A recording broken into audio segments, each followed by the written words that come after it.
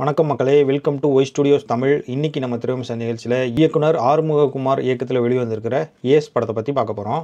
இந்த படத்தோட கதையை பற்றி பார்த்தோம்னா, படத்தோட ஆரம்பத்தில் விஜய் சேதுபதி வந்து ஒரு அண்டர் வேர்ல்டு டானாக இருக்கார், பெரிய டானாக இருக்கார். பல சம்பவங்கள் பண்ணிவிட்டு ஜெயிலுக்கு போயிருக்காரு.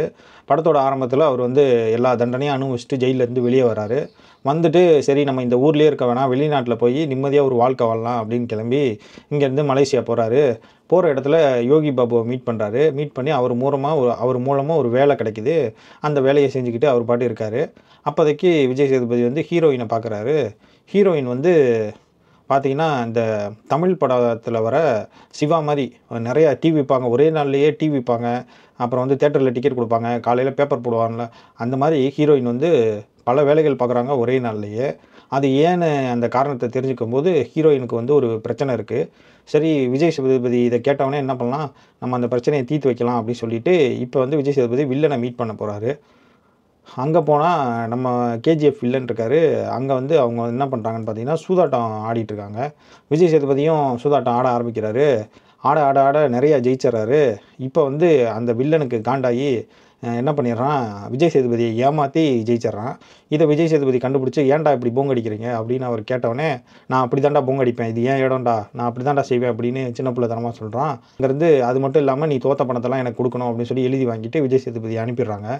இப்போ அங்கேருந்து பேசாமல் வந்த விஜய் சேதுபதி இப்போ இந்த பிரச்சனைலாம் வந்து தப்பிக்கணும் இல்லையா, ஹீரோயின் பிரச்சனையில் மாட்டியிருக்கு, அதை காப்பாற்றுறோம்னு சொல்லியிருக்கோம். அது மட்டும் இல்லாமல் இப்போ புதுசாக வில்லன்ட்ட வேறு நிறைய காசு விட்டுட்டு அதை வேறு திருப்பி கொடுக்குறோன்னு சொல்லியிருக்கோம். இப்போ இதெல்லாம் எப்படா நம்ம வந்து சரி பண்ணுறது அப்படின்னு சொல்லிட்டு வேறு வழி இல்லை, பேசாமல் பேங்க்கை கொள்ளடிச்சிடலாம் அப்படின்னு சொல்லி பிளான் போட்டு விஜய் சேதுபதி என்ன பண்ணுறாரு, பேங்க்கை கொள்ளடிக்கிறாரு. இப்போ பேங்க்கை கொள்ளடிச்சிட்டு இந்த பேங்க்கை கொள்ளடிச்சிட விஜய் சேதுபதி இந்த பிரச்சனையெல்லாம் தீர்த்தாரா, அந்த வில்லனுக்கு செட்டில் பண்ண வேண்டியதெல்லாம் செட்டில் பண்ணாரா, இல்லை வில்லனை என்ன பண்ணார், ஹீரோயின் அந்த பிரச்சனையிலேருந்தெல்லாம் காப்பாற்றிட்டாரா, இதெல்லாம் பண்ணுற அளவுக்கு விஜய் சேதுபதிக்கு எப்படி இவ்வளோ திறமை இருக்குது, கடைசியில் என்ன நடந்துச்சு அப்படின்றதான் இந்த படத்தோட முழு கதை. படம் வந்து ப்ளூ சட்டை மாறன் சொன்ன அளவுக்குலாம் ரொம்ப முக்கியம்லாம் இருக்குது அப்படின்னு சொல்ல முடியாது. ஆனால் இந்த படத்தில் நிறைய பிரச்சனைகள் இருக்குது. அதில் வந்து இந்த படத்தோட பெரிய பிரச்சனையாக என்னன்னு பார்த்தீங்கன்னா, இந்த படத்தில் வந்து ஒரு நேர்த்தியான ஒரு வில்லன் இல்லை, வர வில்லன் எல்லாமே காமெடி வில்லனாக ஆகிட்டாங்க. பப்ளு பிருத்திவிராஜ்லாம் ஆதி காலத்தில் இந்த கேரக்டரில் அவள் ஒருவாளான்னு ஒரு படம் நினைக்கிறேன், அந்த படத்தில் நடித்த கேரக்டர் திருப்பி இந்த படத்தில் நடிச்சிருக்காரு. கேஜிஎஃப் வில்லனும் நம்ம எதிர்பார்த்த அளவுக்கு இல்லை. வில்லன்னா எப்படி இருக்கணும், ஹீரோ ஒன்று நினச்சா வில்லன் ஒன்று நினைக்கணும், வில்லன் ஒன்று நினச்சா அதோட ஒரு படி ஹீரோ ஒன்று நினைக்கணும். அப்படி இருந்தால் தானே வில்லனுக்கும் ஹீரோக்கும் நல்லாயிருக்கும். ஹீரோ என்ன நினைக்கிறாரோ அதை தான் இந்த படத்தில் எல்லாருமே செய்வாங்க. ஹீரோ மட்டும்தான் பெரிய இதாக தெரிவார் இந்த படத்தில். அது வந்து அவ்வளோ சுவாரஸ்யம் கம்மியான மாதிரி ஆகிப்போச்சு. ரெண்டாவது பெரிய பிரச்சனை இந்த படத்தில் என்ன அப்படி கேட்டிங்கன்னா, இந்த படத்தில் யாருக்குமே எந்த நோக்கமுமே இல்லை. ஒரு ஒரு இன்டர்வியூவில் பாலச்சந்தர் சொல்லியிருப்பார், ஒரு கதைன்னு இருந்தால் காரியம்லாம் இருக்க வேணாமா அப்படின்னு சொல்லியிருப்பார். இந்த படத்தில் வந்து இந்த படத்துக்குள்ளே இந்த கதையில் வந்து யாருக்குமே காரணமும் இல்லை, காரியமும் இல்லை. அவங்க பாட்டு வருவாங்க போவாங்க, அவங்க நினச்சதை செய்வாங்க.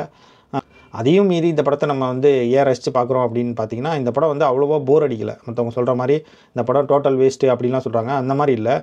யோகி பாபு காமெடி வந்து ஓரளவுக்கு ஒர்க் அவுட் ஆகிருக்குன்னு தான் சொல்லணும். விஜய் சேதுபதி வந்து மித்த படத்தில் இல்லாமல் இந்த படத்தில் கொஞ்சம் வித்தியாசமாக நடிக்கிற முயற்சி பண்ணியிருக்காரு அப்படின்னு தான் சொல்லணும்.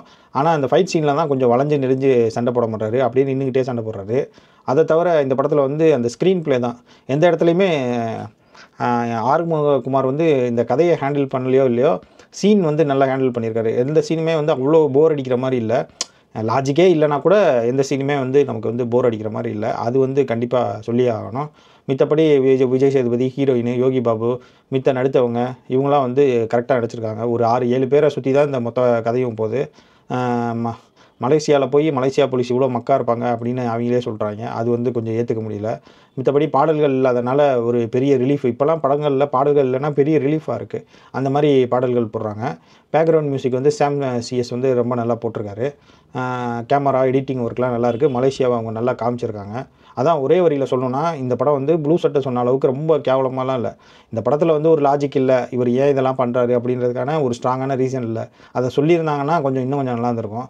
அவர் ஏதோ டேரக்டர் ஏதோ புதுசாக ட்ரை பண்ணணும்னு பண்ணியிருக்காரு போல். மித்தபடி இந்த படம் வந்து பார்க்குறதுக்கு போர் அடிக்குது அப்படின்றது வந்து சொல்ல முடியாது. கண்டிப்பாக பார்க்குறதுக்கு அங்கங்கே நல்லா தான் இருக்குது.